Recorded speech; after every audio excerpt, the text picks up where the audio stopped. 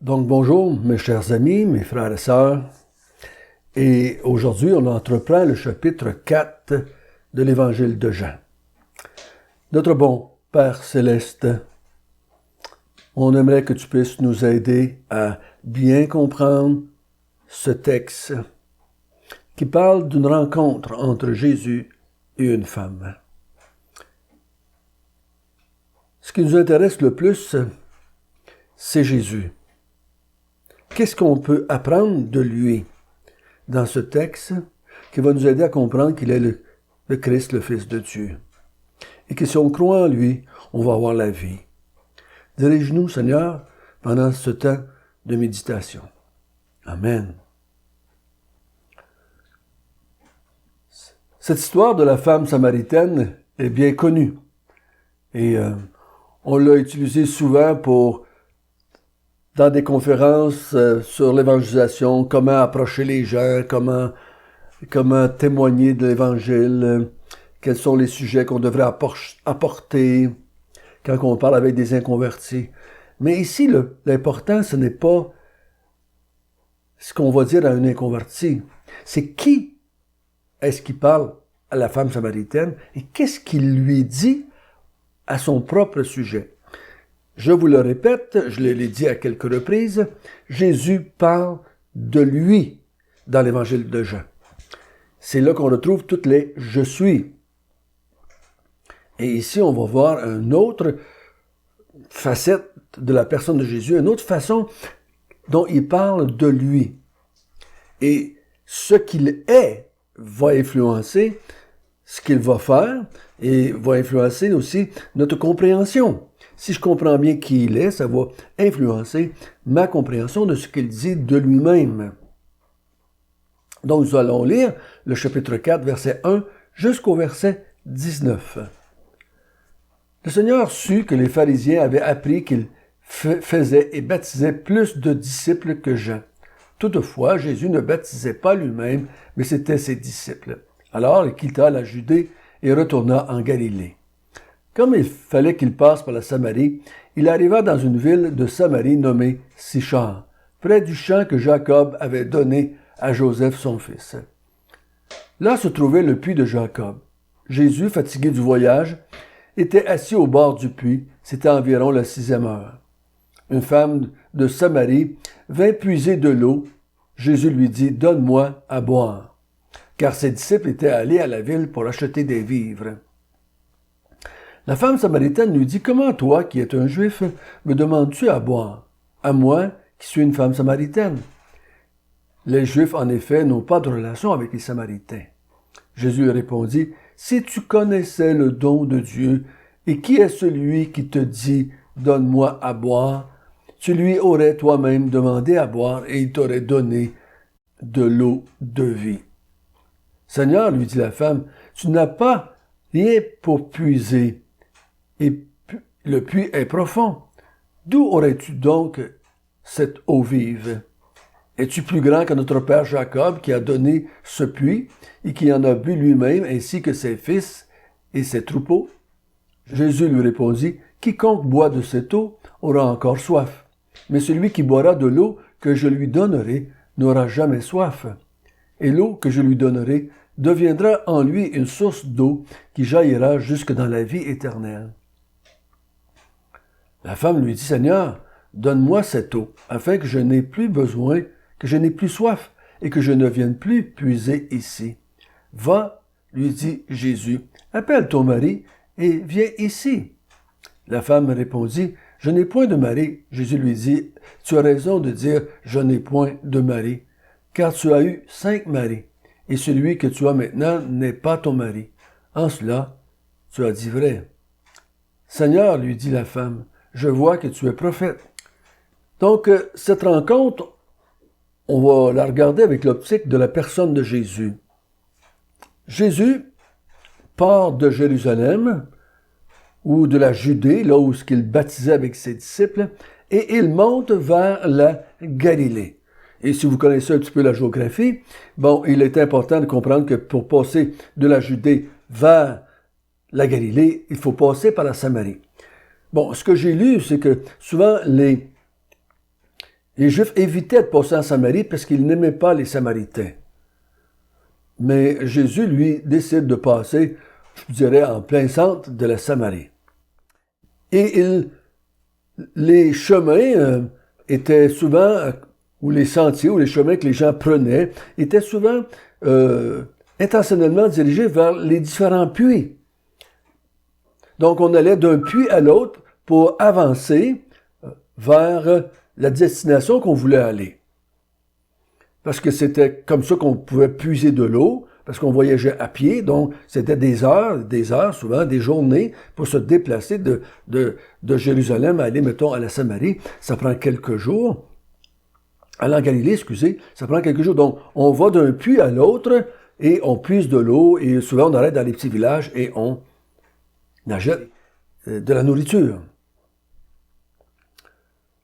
Donc Jésus va au puits de Jacob. Et là, il s'assoit, fatigué de sa marche, et il s'arrête là pendant que ses disciples vont aller au village de Sychar pour acheter des vivres. Il était à la 6e heure. C'est pas tout le monde qui est d'accord sur ça veut dire quoi, mais ça n'a pas vraiment d'importance pour nous. Mais pour moi, c'est 6 heures ici équivaut, je crois, à midi. Et ça serait plus compréhensible de penser que c'est midi que 6 heures du matin, parce que Jésus marche déjà depuis 6 ou 7 heures. Donc, c'est normal qu'il soit fatigué et c'est normal qu'il veulent s'arrêter et boire et manger. Donc, Jésus, au verset 7, demande à la femme de lui donner à boire. Et ce qui semble être étrange pour la femme. Pourquoi est-ce que tu me demandes de l'eau, toi qui es un juif? Parce qu'il n'y a pas de relation entre les Samaritains et les Juifs. Encore moins entre une femme et un Juif. C'était pas la culture dans ce temps-là, autant de s'adresser publiquement à une femme sans qu'elle soit accompagnée de quelqu'un d'autre. Je fais une parenthèse, quand je vous parle ici de tradition ou de culture, je parle avec une certaine réserve parce que il y en a qui ont d'autres opinions que moi et c'est bien acceptable ainsi. Donc la femme, elle lui dit, pourquoi est-ce que tu me demandes de l'eau, toi qui es un juif, et en plus, avec quoi je vais te la donner? Tu vas trouver que mon vase est impur. Tu ne voudras pas boire à partir de mon vase. C'est un vase de Samaritain. Et vous nous considérez impurs, donc tu ne voudras pas boire. Pourquoi tu me demandes de l'eau? Au verset 10, Jésus lui répondit, « Si tu connaissais le don de Dieu, et qui est celui qui te dit, donne-moi à boire, tu lui aurais toi-même demandé à boire, et il t'aurait donné de l'eau vive, ou de l'eau qui donne la vie. » ou de l'eau qui amène la vie. Donc il lui dit, si tu connaissais, si tu savais, si tu connaissais le don de Dieu et celui qui te dit, donne-moi à boire. Donc il parle de deux choses. Si tu connaissais le don de Dieu et si tu connaissais celui qui te parle, tu me demanderais de l'eau vive. Donc, le don de Dieu, ici je suggère qu'il parle de la vie éternelle, et celui qui te parle, il parle de lui-même, le Fils de Dieu, le Christ, le Fils de Dieu. Si tu savais ces choses, c'est pas moi qui t'aurais demandé de l'eau, mais c'est toi qui se serais empressé de me demander quelque chose. Ici, Jésus a pris l'exemple d'eau vive parce qu'il est au puits avec une femme qui sont là toutes les deux pour boire de l'eau. Donc, il utilise la circonstance comme moyen de lui faire comprendre une grande vérité. Donc, ce que l'on connaît de Dieu et de Jésus vont influencer notre façon de les approcher et ce qu'on va leur demander. Regardez vos requêtes de prière, regardez la façon dont vous parlez, et ça va vous dire beaucoup sur qu'est-ce que vous connaissez de Dieu et de Jésus. Des fois, quand j'écoute même les croyants qui prient, ils prient comme des gens qui ne sont pas des vrais croyants. Ils vont prier plutôt comme des gens religieux. Ils sont préoccupés par leur santé, ils sont préoccupés par leur monde matériel, on est préoccupé par la température, on est préoccupé par la nature, on est préoccupé, dernièrement je voyais que par nos animaux, on est préoccupé par plein de choses, et non pas par les vraies choses que selon moi est appelé ici le don de Dieu. Dieu veut te donner quelque chose d'extrêmement important, de salutaire, d'indispensable. C'est la vie, l'eau vive. Et comme je l'ai déjà dit, que je vais le répéter à différentes reprises, l'eau vive, ou la vie ici, dans le texte de Jean, c'est le contraire de la mort. Hein? Les hommes sont morts spirituellement, et Jésus apporte une sorte de vie qu'on n'a pas. Donc, il ne parle pas de notre vie physique parce qu'on l'a déjà. Cette femme-là est déjà vivante physiquement. Il parle d'une vie qui met en relation avec Dieu. Cette vie qui me donne la capacité de parler avec Dieu, d'entendre Dieu, de voir Dieu, d'entrer dans la présence de Dieu. C'est ce que Jésus avait dit à Nicodème. Tu ne peux pas voir le royaume de Dieu, ou tu ne peux pas voir Dieu, et tu ne peux pas entrer dans le royaume de Dieu, tu ne peux pas entrer dans la présence de Dieu. Parce que le royaume de Dieu, c'est pas une place. C'est la présence de quelqu'un qui est le roi de tout l'univers. Donc la femme lui répond, très matériellement, très temporellement, ben, comment est-ce que tu vas faire pour me donner de l'eau? Tu n'as même rien pour puiser. Et le puits est profond. Et c'est vrai que le puits est profond. J'ai eu le privilège un jour d'aller en Israël et je suis allé au puits de Jacob et j'ai bu de l'eau du puits de Jacob. Ben, je peux vous dire, ça ne m'a pas donné la vie éternelle. Hein? Ça ne m'a pas donné la vie éternelle. Parce que c'est pas de l'eau d'un puits. C'est pas ce qu'on boit, ce qu'on mange physiquement qui donne la vie. Jésus, il dit, au verset 13, « Si tu bois de cette eau, tu vas toujours avoir soif. Mais si tu bois de l'eau que je te donne ou que je pourrais te donner, tu n'aurais plus jamais soif. » Donc, il dit, l'eau que tu as dans ce puits, elle est bonne, elle est fraîche et elle désaltère, mais il faut que tu reviennes à tous les jours en chercher parce que elle te enlève pas ta soif. Mais l'eau que je donne, moi, au verset 14, l'eau que je donne enlève la soif. Pourquoi? Au verset 14, parce qu'elle devient une source d'eau en toi qui va jaillir jusque dans la vie éternelle. Donc, cette eau que je donne, moi, elle donne la vie d'une façon éternelle. Tu n'as plus jamais besoin de venir puiser d'eau spirituelle. Je te donne le don de Dieu, je te donne la vie, et c'est éternel. Tu n'as plus jamais besoin que je te la redonne une deuxième fois. Pourquoi? Parce qu'elle devient en toi une source de vie. Donc, comprenons bien ceci. Celui qui peut donner la vie et la vie éternelle doit lui-même en être la source. Je peux pas te donner ce que j'ai pas. OK? Jésus ici n'est pas le vase qui amène la vie éternelle que Dieu offre. Il est lui-même le puits, si je peux dire comme ça. Il est lui-même la source d'eau. Si tu veux, je peux te donner de l'eau qui va devenir en toi une source d'eau qui va jaillir pour l'éternité.